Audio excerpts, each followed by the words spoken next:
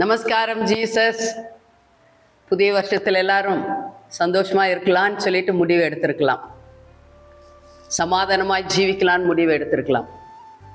முடிவு எடுத்தா நம்ம பத்தாது, அதுக்கு செய்ய வேண்டியதை நம்ம கண்டிப்பா செஞ்சே ஆகணும், இல்லைங்களா? நமக்குள்ளாக அசமாதானம் எப்பொழுது வருகிறது, நமக்குள்ளாக கசப்புகள், வெறுப்புகள், கோபம், எரிச்சல் வரும்போது தான் அந்த அசமாதானம் நமக்குள்ளாக வருது. அந்த சமாதானம் கிடைப்பதற்காக என்ன காரியத்தை நம்ம செய்ய வேண்டும் என்பதை நம்ம கண்டிப்பாக யோசித்து பார்த்து அதற்கு ஒரு முடிவு எடுக்கும் பொழுது கண்டிப்பாக நம்ம வீட்டில் எப்பொழுதும் சமாதானம் உண்டாகும். ஏனென்றால் நம்முடைய தேவன் ஏசப்பா சமாதானக்காரனர். அவர் சொன்னாரு, என்னுடைய சமாதானத்தை உங்களுக்கு கொடுத்து போகிறேன் என்று சொல்லி. அப்பொழுது அவருடைய சமாதானம் நம்ம வீட்டில் தங்கணும் என்றால் அவர் பரிசுத்தராய் இருப்பது போல நாமும் பரிசுமாய் இருக்க அவர் விரும்புகிறார். அதனால் நம்மளால் முடிந்த அளவுக்கும் எல்லாரிடத்திலும் சமாதானமாய் இருங்கள் என்று வசனம் சொல்லுகிறது. அதனால் நாம் இந்த நாட்களிலே சரி, இந்த அசமாதானத்திற்கு காரணம் என்ன என்பதை நம்ம கண்டிப்பாக தெரிந்து கொள்ள வேண்டும். அதற்காக நான் ஒரு வசனத்தை உங்களுக்கு வாசிக்க விரும்புகிறேன். மத்தேயு 6ஆம் அதிகாரம் 12ஆம் வசனம், எங்கள் கடனாளிகளுக்கு நாங்கள் மன்னிக்கிறது போல எங்கள் கடன்களை எங்களுக்கு மன்னியும் என்று சொல்லப்பட்டிருக்கிறது. ஆமென், ஹல்லேலூயா. எங்கள் கடனாளிகளுக்கு நம்ம எதில் கடனா இருக்கிறோம் அப்படின்னா, மற்றவர்களை மன்னிக்கிறதுல, மற்றவர்கள் செஞ்ச தப்பை மன்னிக்கிறதுல நம்ம கடனாளிகளாக இருக்கிறோம், இல்லைங்களா? அப்போ அவங்கள மன்னிச்சா தான் நமக்கு மன்னிப்பு கிடைக்கும் என்று கர்த்தர் இந்த இடத்துல சொல்லுகிறார். இல்லை என்றால் நீ எவ்வளோ தான் ஜெபித்தாலும், கர்த்தாவே என்னுடைய பாவங்களை மன்னியுங்கள் என்று சொல்லி நீ ஜெபித்தாலும் உன்னுடைய பாவங்களுக்கு மன்னிப்பு கிடைக்காமல் இருப்பதனால உனக்குள்ளாக அந்த கசப்புகள், வெறுப்புகள் எல்லாம் வேரூன்றி நின்று உன்னுடைய சிந்தனையிலும் உன்னுடைய இருதயத்திலும் அது பலவீனம் கொண்டு வருகிறது. பிளட் ப்ரெஷர், சுகர், இப்பேற்பட்ட ப்ராப்ளங்கள் எல்லாம் நமக்குள்ளாக வருது. நம்மளுடைய சரீரத்தில் எல்லா விதமான பிரச்சனையும் வருவதற்கு காரணம் நமக்கு சமாதானம் இல்லாததுனால். அதனால இன்றைக்கு மற்றவர்களுடைய தப்பிதங்களை மன்னிக்க இன்றைக்கு நம்ம தேர்ந்தெடுக்க வேண்டும், ஆராய்ந்து பார்க்க வேண்டும். நான் யாரெல்லாம் மன்னிக்கல, யார்கிட்டலாம் நான் கசப்பாக இருக்கிறேன், வெறுப்பாக இருக்கிறேன் அப்படின்னு சொல்லிட்டு நம்ம ஆராய்ஞ்சு பார்த்து, கர்த்தாவே இன்றைக்கு எனக்கு மனசு தாங்க அப்படின்னு கேட்கும்போது கண்டிப்பாக பரிசுத்த ஆவியானவர் உனக்கு உதவி செய்வார். ஏனென்றால் நம்ம என்றைக்கு மரிக்கிறோம் தெரியாது, என்றைக்கு பரிசுத்த தேவன் ஏசப்பா திரும்பவும் வரப்போகிறார் என்பது தெரியாது. அப்பொழுது அவர் வரும்போது அவரோடு கூட நம்ம போக வேண்டும் என்றால் நாம் கண்டிப்பாக பரிசுத்தமாய் ஜீவிக்க வேண்டும்.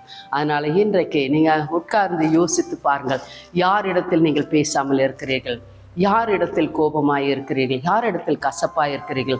அநேக வருஷங்களாக கூட நீங்கள் சிலரிடம் பேசாமல் இருக்கலாம்.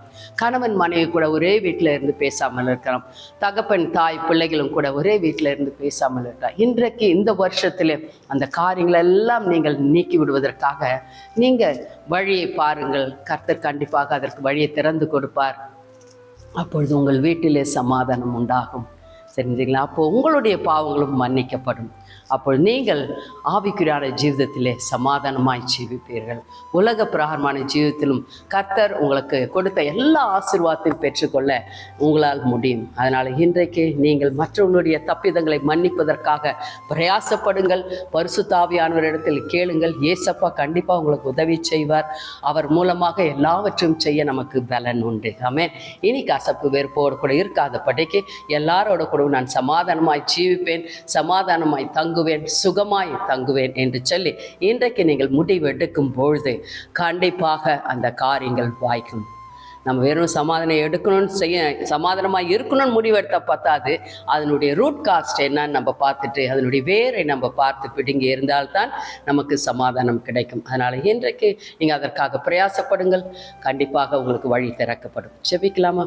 அப்பா பிதாவே, மக்கு ஸ்தோத்திரங்கள், நன்றிகள். கர்த்தாவே, இந்த அருமையான வேலையில் யாரெல்லாம் கர்த்தாவே இந்த நமஸ்காரம் ஜீசஸ் ப்ரோக்ராமை பார்த்து கொண்டு இருக்கிறார்களோ அவர்களோடு கூட நீர் பேச வேண்டுமாய் ஜெபிக்கிறேன். கர்த்தாவே, இந்த வேலையில் கர்த்தாவே யாரெல்லாம் அசமாதானமாய் ஆண்டவரே இதை பார்த்து கொண்டு இருக்கிறார்களோ, மற்றவர்கள் மேல் கோபமாய், எரிச்சலாய், கசப்பாய், வெறுப்பாய் ஆண்டவரே இருக்கிறார்களோ, அவர்கள் எல்லாரும் இன்றைக்கு கர்த்தாவே ஆண்டவரே அதிலிருந்து வெளிவருவதற்காக நீர் உதவி செய்தல் வேண்டுமாய் ஜெபிக்கிறேன். கர்த்தாவே, உம்மால் கூடாத காரியங்கள் ஒன்றுமில்லையே. கர்த்தாவே, சமாதானத்தை கொடுக்கிற தேவன் ஆண்டவரே, இதோ கர்த்தாவே சமாதானங்களை நீக்கவும் நீர் வல்லவராய் இருக்கிறீர். கர்த்தாவே, அதற்காக எல்லாரும் யாரெல்லாம் பார்த்து கொண்டு இன்றைக்கு நான் முடிவு எடுக்கிறேன் என்று சொல்லி கர்த்தாவே ஆண்டவரே சமாதானத்திற்காக வழிகளை பார்க்கிறார்களோ அவர்களுக்கு கர்த்தா வழிகளை திறந்து கொடுத்து கர்த்தாவே அவர்களை கர்த்தாவே வழிநடத்த வேண்டுமாய் ஜெபிக்கிறேன் ஐயா. இன்றையிலிருந்து ஒவ்வொரு குடும்பத்திலும் ஒரு சமாதானம் உண்டாகட்டும். கணவன் மனைவிக்குள்ளாக ஒரு சமாதானம் உண்டாகட்டும் ஐயா. பிள்ளைகளுக்குள்ளாக ஒரு சமாதானம் உண்டாகட்டும் கர்த்தாவே. நீர் நல்லவர் என்பதை ருசித்து பார்க்கட்டும் கர்த்தாவே. எப்படியாக ஏசப்பா எனக்கு இதோ சமாதானத்தை வைத்து போயிருக்கிறாரோ அப்படியாக நானும் சமாதானத்தோடு கூட ஜீவிக்க வேண்டும் என்று சொல்லி ஒவ்வொருத்தரும் முடிவெடுக்க உதவி செய்தல்ல வேண்டுமாய் ஜெபிக்கிறேன் ஐயா. பொறுப்பேற்றுக் கொள்ளுங்க பரிசுத்த ஆவியானவரே. யாரெல்லாம் ஆண்டவரே இந்த அசமாதானத்தினால் சுகவீனமாய் பலவீனமாய் சிந்தனையிலே கர்த்தா வருத்தப்பட்டு மன அழுத்தத்தினாலே டிப்ரெஷனில் போயிருக்கிறார்களோ நசரேயனாகிய இயேசு கிறிஸ்துவின் நாமத்தினாலே இந்த காரியங்களிலிருந்து எல்லாம் வெளியே வரட்டும் கர்த்தாவே. ஆண்டவரே சத்துருவானுடைய கிரிகள் இயேசு கிறிஸ்துவின் நாமத்தினாலே வெளியேறட்டும் கர்த்தாவே. ஆண்டவரே ஒவ்வொரு குடும்பமும் இந்த வருஷத்திலிருந்து சமாதானமாய் ஜீவிக்கட்டும் ஐயா, சந்தோஷமாய் ஜீவிக்கட்டும். அது உம்முடைய விருப்பம் ஏசப்பா.